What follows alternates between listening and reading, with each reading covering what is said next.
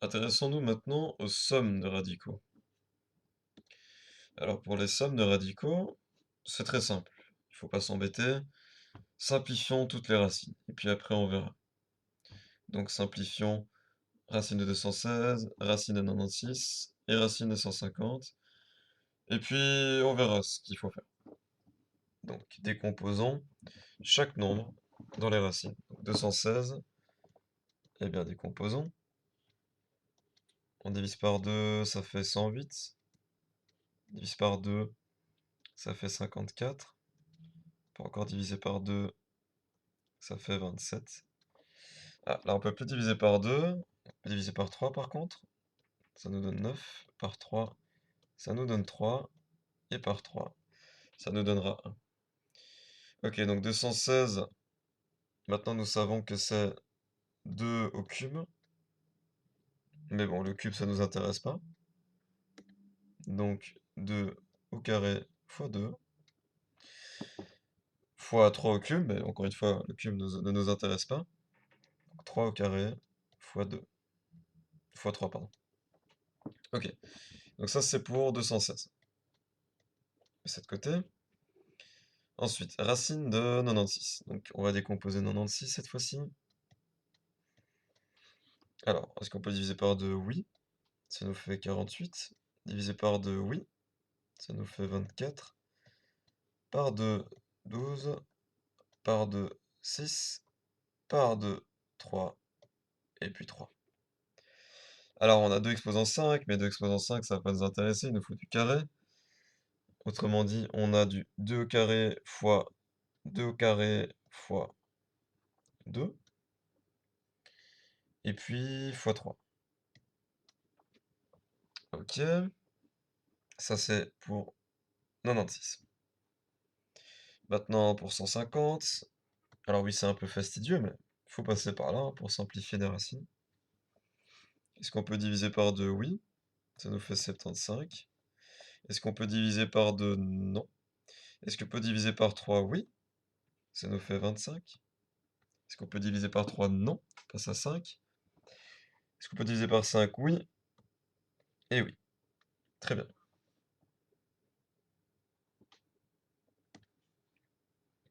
Alors, au final, nous avons 2 fois 3 fois 5 au carré. Très bien. Eh bien, remplaçons tout ça. Nous avons racine de 216 qui est finalement donc 2 au carré fois 2 fois 3 au carré fois 3 plus racine de 2 au carré fois 2 au carré fois 2 fois 3 moins racine carrée de 2 fois 3 fois 5 au carré. Ok, bon, ça a été un peu long, mais on l'a fait. On peut passer à la prochaine ligne. Alors, qu'est-ce qu'on peut sortir de la première racine? Eh bien, tout ce qui est au carré. Autrement dit, le 2 et le 3 au carré. Ça va nous donner, quand on les sort, 2 fois 3, puisqu'ils vont perdre leur carré. Et racine de ce qui reste, donc 2 fois 3. Ensuite, plus racine carrée de 2 au carré fois 2 au carré. Bah voilà, on a déjà 2 carrés qu'on peut sortir ici. Donc les 2. En sortant, ils vont perdre leur carré. Et on réécrit ce qui reste à l'intérieur. Très bien. Ensuite, nous avons moins racine carrée de 2 fois 3 fois 5 au carré. Alors, la seule chose qui est au carré ici, c'est 5. C'est le seul qui va pouvoir sortir, mais il va perdre son carré. Ok. Bon, après cette étape, on va multiplier ce qu'on peut multiplier entre eux. Donc, tout ce qui est en dehors de la racine, on va les multiplier entre eux. Tout ce qui est dans la racine, on les multiplie entre eux. Autrement dit, on a 6 racines de 6. Nous avons 4 racines de 6. Et nous avons moins 5 racines de 6. Ok. Alors maintenant, qu'est-ce qu'on va faire? 6 racine de 6, plus 4 racine de 6, moins 5 racine de 6. Et ben, en fait, on se retrouve dans une situation qui est très similaire à celle-ci. Imaginez qu'au lieu de racine de 6, nous avons a. Et bien ça nous donne 6a plus 4a moins 5a. Parce que oui, racine de 6, ça reste des nombres, hein. Et a, ben, on peut le remplacer par n'importe quel nombre. Donc voilà, finalement, on peut imaginer que racine de 6, ce sont des a. Et dans ces situations, qu'est-ce qui se passe? Eh bien, 6a plus 4a, ça fait 10a, moins 5a, donc je réécris la suite. Et ça fait 5a au final. Même chose pour ici. Nous avons 6 racines de 6 plus 4 racines de 6, ça va faire 10 racines de 6. Et 10 racines de 6 moins 5 racines de 6, et ben ça va faire 5 racines de 6.